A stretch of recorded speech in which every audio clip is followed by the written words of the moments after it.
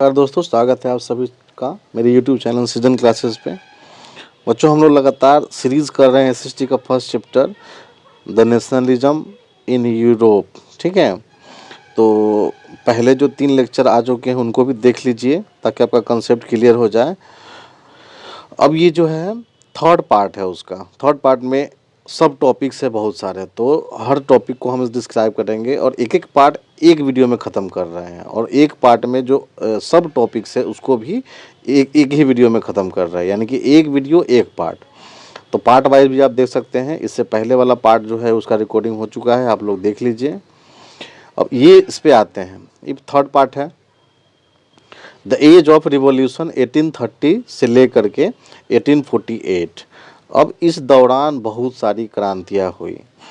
अभी पीछे हद तक हम लोगों ने पढ़ा था कि कंजर्वेटिज्म जो था, है ना, उन्होंने क्या कर दिया था, जब दोबारा से कांग्रेस ऑफ वियना के बाद पूरे यूरोप में, है ना, रिवर्स सिस्टम लगा दिया था, तो उसके बाद बहुत सारे नेशनलिस्ट लिबरल्स लोग आए और नया मिडिल क्लास लोग और लिबरल्स लोग दोनों मिल करके क्रांतियाँ करेंगे अब इस दौरान। तो ये क्रांति फ्रांस में, जर्मनी में तथा यूरोप के और दूसरे देशों में क्रांतियाँ होंगी। तो उन्हीं क्रांति के बारे में पढ़ना है 1830 से 1848 के बीच में। ठीक है, शुरू करते हैं। तो कंजर्वेटिव्स लोगों ने क्या कर दिया था, अपने पावर को कंसोलिडेट किया। ठीक है, पावर को जितना हो सके उन्होंने लिबरलिज्म को जो आइडियोलॉजी को जो फॉलो करते थे उसको सप्रेस किया गया। लेकिन ये मानने वाले कहाँ थे, लिबरलिज्म और नेशनलिज्म लोग धीरे धीरे अपना संगठन बना रहे थे और बड़ी क्रांति की ओर बढ़ रहे थे। ठीक है, चाहे वो इटली में हो, चाहे कहीं पर भी हो। तो ओटोमन एम्पायर के अंडर में आयरलैंड, पोलैंड, इटली, इन सब जगह पर क्रांतियाँ होने वाली थी। ठीक है, इनमें लोग कौन थे क्रांति करने वाले? मिडिल क्लास के लोग, जो न्यू मिडिल क्लास इमर्ज हुआ था वही लोग। इसमें प्रोफेसर, स्कूल टीचर, क्लर्क, ठीक है, doctor, trader, merchant, peasants, working जो काम फैक्ट्री में जो काम करते हैं वो सारे लोग इसमें सम्मिलित थे। यानी कि major part of the population of Europe are engaged and named themselves as a liberal revolutionary nationalists. They are going to fight against the conservative system and power. तो पहला जो अपील हुआ था वो जुलाई में, इसको जुलाई क्रांति के नाम से, जुलाई रेवोल्यूशन के नाम से भी फेमस है, फ्रांस में ही हुआ था। और पहला भी क्रांति फ्रांस में ही हुआ था, जो फर्स्ट पार्ट में हम लोग पढ़े थे फ्रांस की क्रांति उसमें। तो जुलाई में फिर से हुआ 1830 में। ठीक है, तो बुर्बन डायनेस्टी के पावर को रिस्टोर कर दिया गया था, तो उसको हटा करके इन क्रांतिकारियों ने, लिबरल क्रांतिकारियों ने उनको हटा करके लुइस फिलिप के अंडर में क्या बनाया, एक कॉन्स्टिट्यूशनल मोनार्की बनाया। ठीक है, और दोबारा से वहाँ पर जो अथॉरिटरिज्म का जो डेस्पोटिक रूल था वो ख़त्म हो गया और कॉन्स्टिट्यूशन भी रहेगा और मोनार्क भी रहेगा, ऐसा सिस्टम लगा दिया गया। ठीक है, तो एक मेटरनिक एक वाक्य बोला करता था फ्रांस के बारे में कि जब फ्रांस छींकता है तो पूरे यूरोप को सर्दी हो जाती है।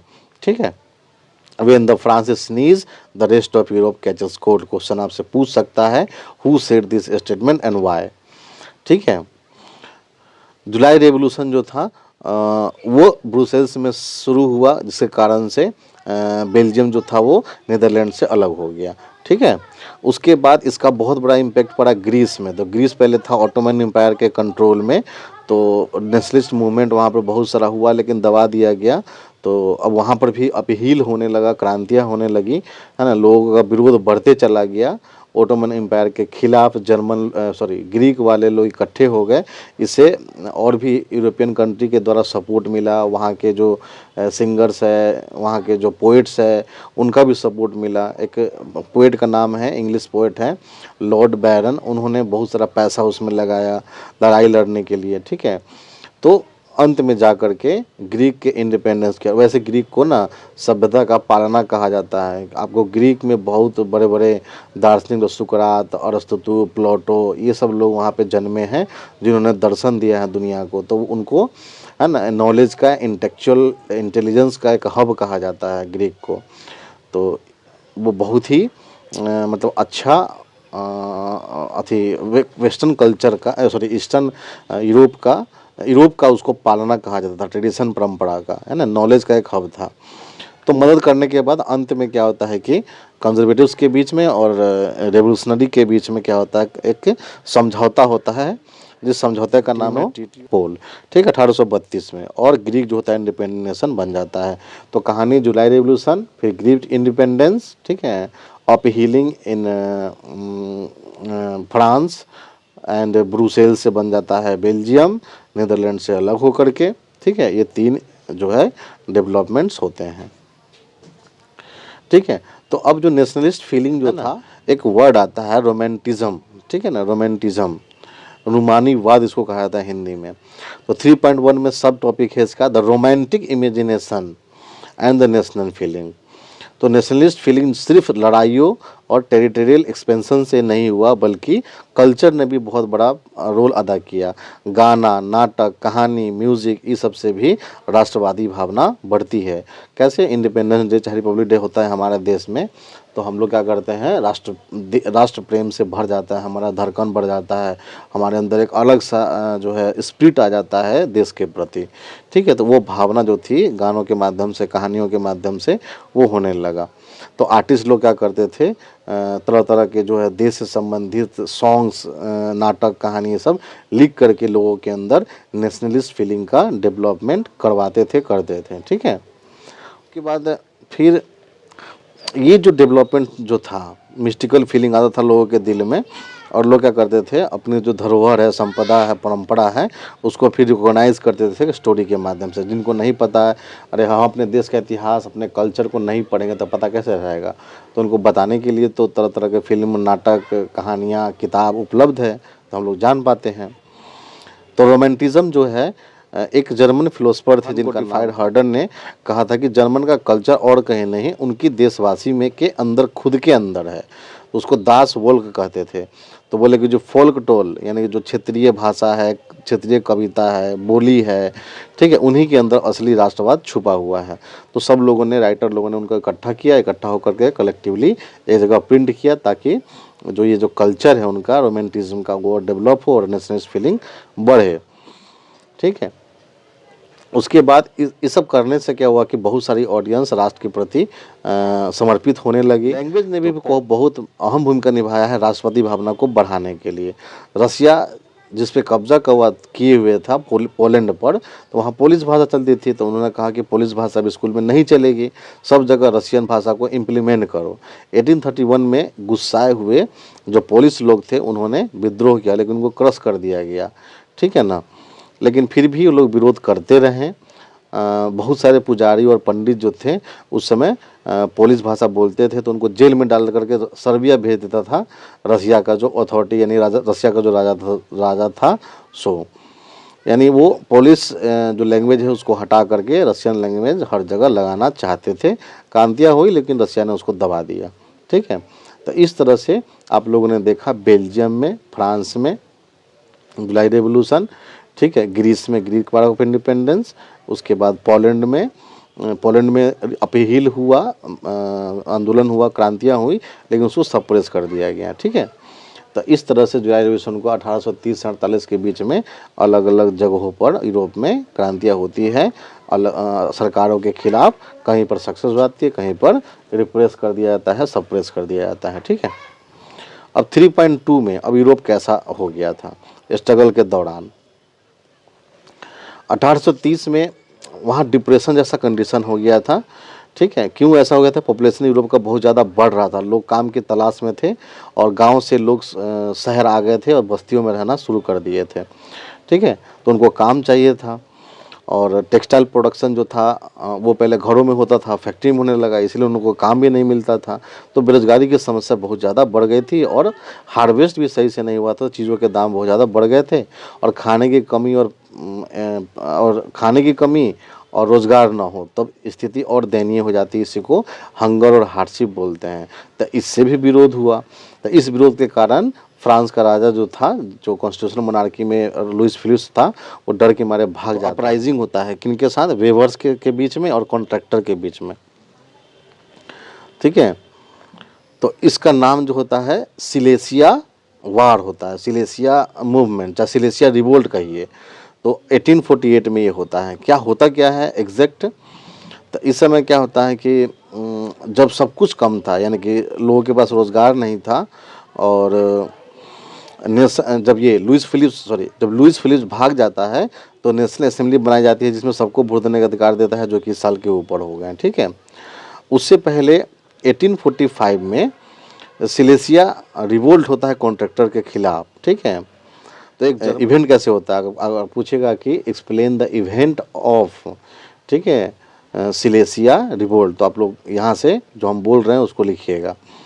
4 जून को 2 PM में 1848 में एक वेबर्स का भीड़ घरों से निकलता है, और जहाँ कॉन्ट्रैक्टर लोग घर बना के रह रहे होते हैं वहाँ के जा कर के सब अटैक करता है, हमला करता है, डिमांड करता है कि हमको हायर प्राइस दीजिए, हमारा जो भुगतान है वो कीजिए।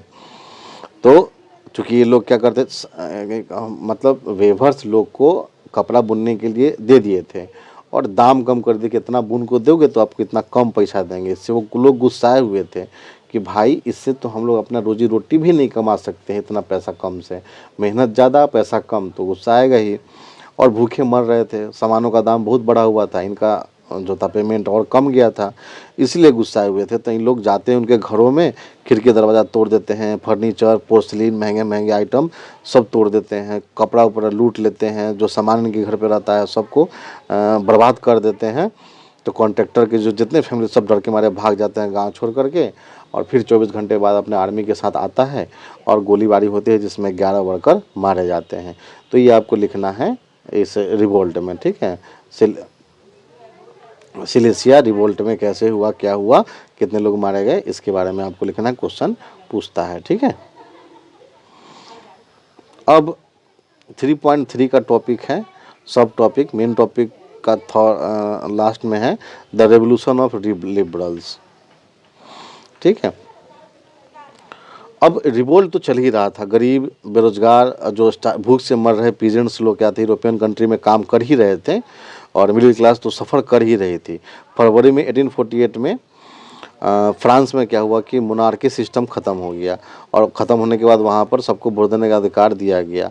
यूरोप के और दूसरे पार्ट भी इंडिपेंडेंट हुआ, Germany, Italy, Poland, Austria, Hungary, ठीक है। इसमें भी मर्द और आदमी को भी कुछ राइट्स दिए गए, और कॉन्स्टिट्यूशन का डिमांड होने लगा, यूनिफिकेशन का डिमांड होने लगा, ठीक है। तो इसी तरह से लोगों ने कहा कि हमको अब नेशनल स्टेट बना दीजिए, कॉन्स्टिट्यूशन हमारे यहाँ होना चाहिए, हमारे यहाँ फ्रीडम ऑफ प्रेस होना चाहिए, एसोसिएशन संगठन बनाने का हमको अधिकार मिलना चाहिए।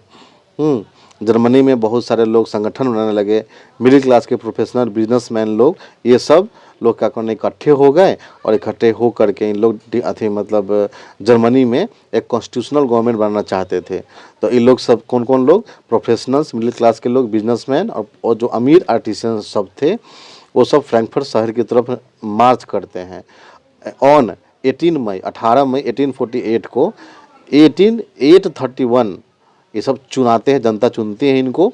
ये रिप्रेजेंटेटिव सब प्रोसेसन जुलूस बना करके फ्रैंकफर्ट पार्लियामेंट में जाते हैं, जो कि चर्च हुआ करता था संत पॉल, वहाँ पे कॉन्स्टिट्यूशन लिखते हैं जर्मनी का, ठीक है ना।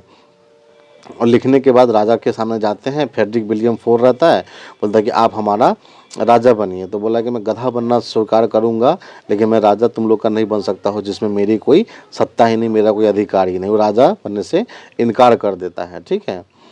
तो फिर अंत में फिर इनके साथ मिल करके और दूसरे राजा के साथ मिल करके विलियम फोर का करता है, असेंबली को भंग करवा देता है, ठीक है। और औरत लोग भी क्या करती है, अपने डिमांड के लिए स्ट्रगल करती है बहुत लंबे समय तक, लेकिन बहुत समय तक उसको डिनाई किया जाता है। एसोसिएशन बनाती है, डेमोन्स्ट्रेशन करती है कि उनको भी अधिकार मिलना चाहिए, ठीक है, लेकिन नहीं मिल पाता है। इनमें एक वर्ड आता है फेमिनिस्ट, यानी औरत के राइट को जागृति करना, उसको उनको मतलब उनको बोलना। औरत अपने अधिकार के लिए जब लड़ती है तो वो जो आंदोलन करती है, सामाजिक आर्थिक और राजनीतिक इक्वलिटी लाने के लिए जो संघर्ष करती है, उसको फेमिनिस्ट मूवमेंट कहा जाता है, ठीक है। ये है फ्रैंकफर्ट पार्लियामेंट, संत पॉल चर्च यहीं पर है। यहाँ पर देखिए आप लोग को 831 रिप्रेजेंटेटिव आए थे, और वहाँ पे कॉन्स्टिट्यूशन बना करके राजा के सामने उपस्थित हुए थे कि भाई आप राजा बन जाइए, कॉन्स्टिट्यूशनल मोनार्की बनेगा। तो मना कर देता है। तो ये कितना सुंदर से सजाया गया है इसको। और औरत को गैलरी में बाहर खड़ा करने के लिए बस रखा, बस औरत लोग का उतना ही अधिकार था कि गैलरी में बस खड़ा रहेंगी, उनका और कोई एक्टिव पार्टिसिपेशन नहीं था। अंत में ये लोग जब सोचे कंजर्वेटिव्स लोग कि भाई कब तक हम इन लोगों से लड़ते रहेंगे, जो रेडिकल्स नेशनलिस्ट हैं इनसे कब तक लड़ते रहेंगे, कब तक विद्रोह होते रहेगा। तो इन लोगों ने क्या कर दिया कि बंधुआ मजदूरी ख़त्म किया, से गुलामी प्रथा ख़त्म किया, और हैब्सबर्ग एम्पायर ने बहुत सारा ऑटोनॉमी भी इन लोगों को देना चालू कर दिया। बोला कि इनसे लड़ने से कुछ नहीं होगा, इनको कुछ अधिकार दे देने चाहिए। तो अधिकार इन लोग को मिलने लगा। ठीक है, इस तरह से क्रांति का असर यही बस मात्र इतना हुआ 1830 से लेकर 1845 में बहुत सारे यूरोप में क्रांतियाँ हुई, उसका बस इतना ही असर पड़ा कि कुछ हद तक इन लोगों को कुछ राइट्स दिए गए। कहीं पे अपहीलिंग सक्सेस हो गया, कहीं पे फ्लॉप हो गया, सप्रेस कर दिया गया। ठीक है, लेकिन अभी भी पूरी तरह से दबाया नहीं गया था नेशनलिस्ट मूवमेंट को। ये मूवमेंट आगे भी चलेगी और आगे जा कर के unification of Germany, unification of Italy और यूनिफिकेशन ऑफ ब्रिटेन, इसके बारे में हम लोग अगले टॉपिक में फिर डिस्कस करेंगे। तो आप लोग को करना सिर्फ इतना ही है, हेडफोन लगाना है और ध्यान से बस कहानी को सुन लेना है। इतना कंटेंट हम दे दिए हैं कि इसमें कहीं से भी क्वेश्चन आ जाएगा, चाहे वो सिलेसिया वार हो, चाहे जुलाई रेवोल्यूशन हो, ठीक है, चाहे ट्रीटी ऑफ वियना हो, ट्रीटी ऑफ कंस्टेंटिनोपल हो, ठीक है, जो भी फ्रैंकफर्ट पार्लियामेंट में क्या हुआ था, ठीक है, लुइस फिलिप्स क्यों भागा था, यानी हर सवाल का जवाब मैंने आपको दे दिया है। यहाँ तक आने के लिए आप लोग का बहुत बहुत धन्यवाद। फिर मिलते हैं हम लोग अगले वीडियो में अगले पार्ट के साथ। अगला पार्ट आपका 4 है, उस 4 में भी कई सब टॉपिक्स हैं, उस टॉपिक्स को डिस्कस करते हुए हम लोग आगे बढ़ेंगे। ठीक है, आप लोग भी रिविज़न करते रहिए, तैयारी करते रहिए। वीडियो देखने के बाद बुक पढ़िए, बिल्कुल आपको 100% समझ में आ जाएगा, कोई दिक्कत नहीं होगा। अगर कोई दिक्कत है कमेंट कीजिए। चलिए फिर मिलते हैं। ओके, धन्यवाद आप सभी का।